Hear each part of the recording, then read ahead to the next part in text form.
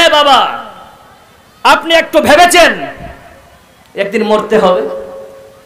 আমি আপনার যদি পরিবেশ, আপনার তারবিয়ত যদি একটা আলেমের দ্বারাই হতো, আপনি যদি কোরআন এবং সেই হাদিসকে কারোর কাছে শুনতেন, তাহলে কোনোদিন ওই সন্তান খারাপ রাস্তায় যেতে পারত? কোনোদিন না। কেন কি করেছি আমরা জানেন? আমরা বাপ মায়েরা প্রথমে ভুল করেছি। কেমন? বাপ বলছে করে আব্দুর রহমান শুন, বলে কি হয়েছে আব্বা? যা তো এক মুঠা বিড়ি লিয়ে, বলে কি বলে না ভাই? আপনারা বলে কি বলে না ছেলেদেরকে? ভাই শুনতে হবে, বলে কি হয়েছে? যা এক মুঠা বিড়ি লিয়ে আর জোরদা লিয়ে আর দুটা সিগারেট লিয়ে তাহলে লেগে শিখাচ্ছে কাকে? বাবা শোনেন, আপনার ছেলের দ্বারাই যদি আপনি সিগারেট আর বিড়ি কিনেন, আপনার ছেলে বয়সকালে আপনাকে 500 টাকা দিয়ে বলে দারুর বোতল কিনে নিয়ে আসি, তো আমার লাগে আব্বা। কথাগুলো ভালো করে বুঝবেন, হচ্ছে কিনা আমি আল্লাহ বলছি, এটা প্র্যাকটিক্যাল হয়েছে। বাপকে বলছে কেন? বাবার তো ইনকাম নাই। যদি আপনার ছেলে এই দ্বীনি কোরআন এবং হাদিসের সহিহ আকীদা মতো তাওহীদের ইলম তার কাছে পূর্ণাঙ্গ রূপে থাকতো, ওই ছেলে যদি কোটিপতি আরবপতি হয়, তবুও বাপের সামনে বিড়াল হয়ে থাকতো। বলুন সুবহানাল্লাহ। আর আজকে আপনার ছেলের শিক্ষায় শিক্ষিত না হওয়ার কারণে বাবার ইনকাম একদম নয়, মা বুড়িয়ে গেছে, ছেলে যখন আসছেন বুড়া বুড়ি উঠতে পারে না, তবুও ঝাঁপিয়ে উঠছেন, ছেলে এসছে আদব। নাউজুবিল্লাহি মিন যালিক। যুবকেরা তোমাদেরকে বলছি, আজ তোমার বাবা তোমার ভাই সব বুড়িয়ে গেছে, তোমাদেরকে দিয়ে এখন নতুন জেনারেশন তৈরি করতে হবে। বলুন ঠিক না বেঠিক? গত বছর এখানে এসেছিলাম, 2 ঘন্টা মতো আলোচনা করে এখান থেকে বিদায় নিয়ে 2 থেকে 2.5 ঘন্টা, যাই হোক, কিছু ওয়াদা করেছিলাম আপনাদের কাছ থেকে যে এরপর থেকে ইনশাআল্লাহ হবে না, কিন্তু আপনারা ওয়াদা খেলাপ করেছেন। जिंदगी के किराए का घर है, जिंदगी के किराए का घर है, एक ना एक दिन बदलना पड़ेगा, मौत जब तुझको आवाज देगी, मौत जब तुझको आवाज देगी, घर से बाहर निकलना पड़ेगा, इतना माजूर हो जाएगा तो, इतना मजबूर हो जाएगा तो, ये जो मखमल का चोला गे तेरा, ये जो मखमल का चोला गे तेरा, एक कफन में बदलना पड़ेगा। जरूर नाराए तकबीर। যুবক ছেলেদের কাছে একটা শের শুনবেন, যুবকদের ক্ষেত্রে, করলে ঈমান কো, এটা লাস্টে বলছে, কে কে শুনতে রাজি আছেন? হ্যাঁ, এটা লাস্টে বলবো। কেন বলছি? যুবকদের কাছে আমার একটা বিশেষ, আজকে তোমাদের ক্ষেত্রে আমি এই আয়াতগুলো পড়েছি, আমি বলার চেষ্টা করছি, তাও বলে দিই নাকি? করলে ঈমান সে দিল কি সফাই, छोड़ दे तू बुराई, वक्त बाकी है आप भी सुधर जाओ, वक्त बाकी है आप भी सुधर जाओ, वरना दोज़ख में जलना पड़ेगा, जिंदगी एक किराए का घर है, जिंदगी एक किराए का घर है।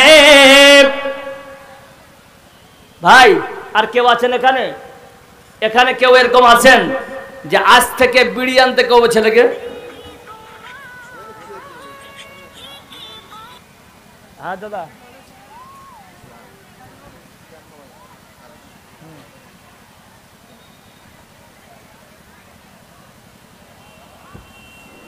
আচ্ছা, একজন বেওয়া মা বোন, উনি 200 টাকা ফজিলতুল শেখ সিরাজুল ইসলাম সালাফির হাতে দিয়েছিলেন।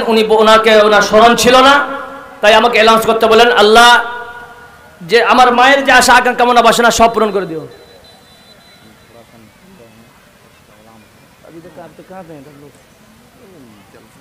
আচ্ছা, মাশাআল্লাহ, ঠিক। এবার আসেন, আরো শোনাবো ইনশাআল্লাহ, আপনারা চুপচাপ বসে থাকেন। সুধী মণ্ডলী, হ্যাঁ ভাই, ঠিক আছে। ও সিরাজুল ভাই ফোন করছেন ওইটার ব্যাপারে। যাই হোক, জঞ্জাল রে বাবা। হ্যাঁ, এটাই হচ্ছে মুশকিল।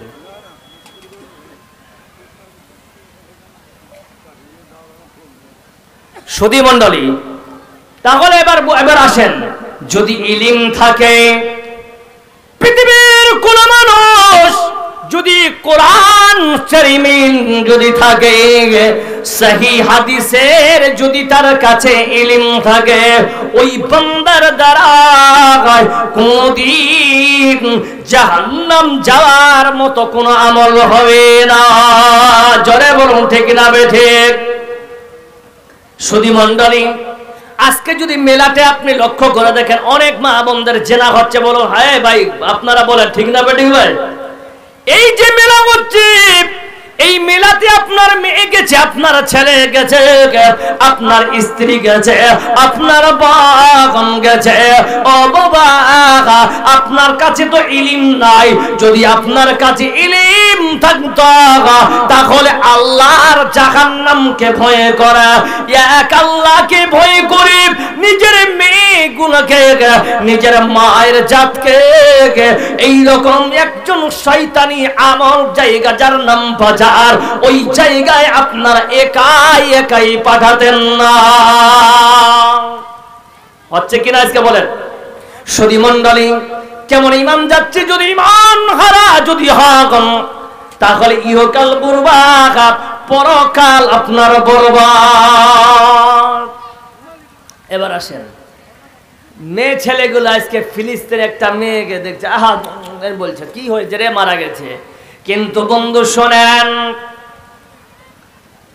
ইসলামে সর্বপ্রথমে যেই মহিলাটা দেখেন, যার মধ্যে বিনরী গকিনীর মধ্যে এই ঈমান এবং সঠিক লা ইলাহা ইল্লাল্লাহ এই অন্তরে কলবে ঢুকে যাবে, ওই বান্দা হত্যা হতে রাজি আছে, কিন্তু ঈমান হারাতে রাজি নাই। জোরে বলুন সুবহানাল্লাহ।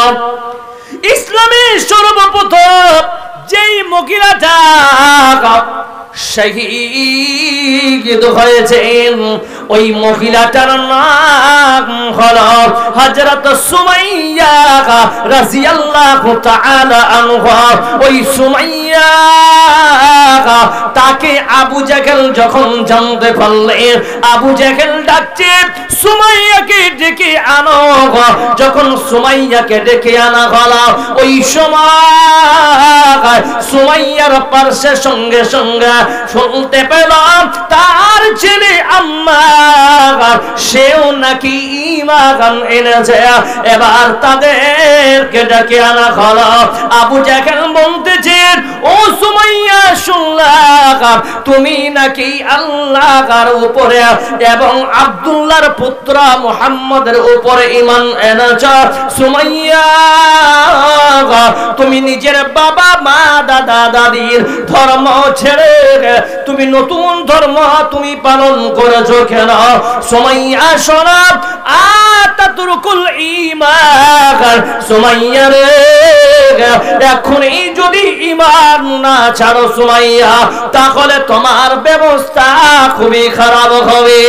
কেমন ব্যবস্থা খারাপ হবে? ও সুমাইয়া শোনো, তোমার ব্যবস্থা আমি কেন খারাপ করব শোনো। কারণ তুমি নিজের দাদার ধর্ম ছেড়েছ, নতুন ধর্ম পালন করেছ। এবার সুমাইয়া চিৎকার দিয়ে বলছে, ও আবু জাহেল শোনো, তুমি যদি আমাকে কিসের ভয় দেখাও? আজকে যদি আমাকে এই আল্লাহ এবং রাসূলের প্রতি যে ঈমান এনেছি, এই ঈমান আনার কারণে আমাকে যদি মওত আমার হয়ে যায়, মওত হতে রাজি আছি, মওতকে আমি গ্রহণ করতে রাজি আছি, কিন্তু এই ঈমান সম্পদ হারাতে রাজি নাই। কারণ ওদের অন্তরিক কালবের মধ্যে লা ইলাহা ইল্লাল্লাহ এই যে পুরো একটা সাবজেক্ট এর মধ্যে ঢুকে গেছে।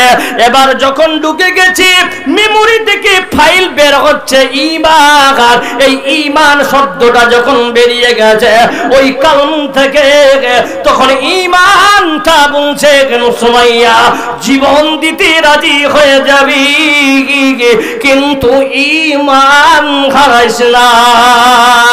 সেই সময় আবু জেহেল আম্মারকে নিয়ে আসার পর, সেই সময় আম্মারের বয়স হলো 18, মতান্তরে 22 বছর বয়স। তার মানে ও যুবক, তোমার মতো একজন যুবককে ধরে নিয়ে আসা হলো। আবু জেহেল বলছেন, ও আম্মার, শুনলাম তুমিও নাকি ঈমান এনেছ। বলছেন, হ্যাঁ, নিঃসন্দেহে মায়ের সঙ্গে আমিও ঈমান এনেছি। এবার যখন শুনলো আম্মারকে বলছে, ও বেটা আম্মার,